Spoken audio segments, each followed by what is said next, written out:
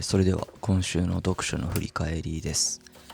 今回は文学界5月号の特集、室内と文学に掲載されていた鈴木結生さんのHōjōismeについて少し話そうと思います。この作品は少し未来の話で、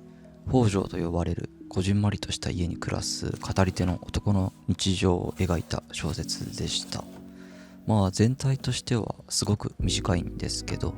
固有名詞が多いっていう印象がありましたね。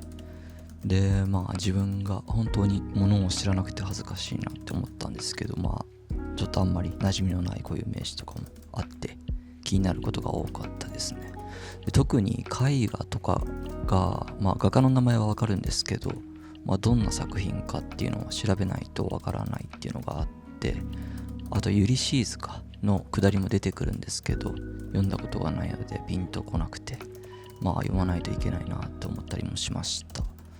であとタイトルですねのHōjōisme、このタイトルの表記も、フランス語表記なのかなっていうのもあって、最初はこの北条とあと鴨の町名がすぐに結びつかなかったんですよね。で北条記も読んだことなかったので、この機会に読もうと思ってすぐに買いました。で内容を調べてみたら、今でいうミニマリスト的な穏やかな生き方につながることが書かれているらしくて、まさに自分が欲しているような内容なので読むの楽しみです。であとこのタイトルの下に、英語の文章が記載されていたんですけど、気になって調べてみたら、イギリスの詩人ジョン・ダンっていう人のザ・グッド・マローっていう詩の一部でした。で詩の中身としては、愛が小さな部屋を世界に変えるみたいなことが歌われている詩で、特殊なテーマ、室内と文学にもつながるのかなといったところですね。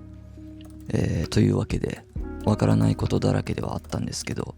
そこから刺激を受けて次の読書につながっていく、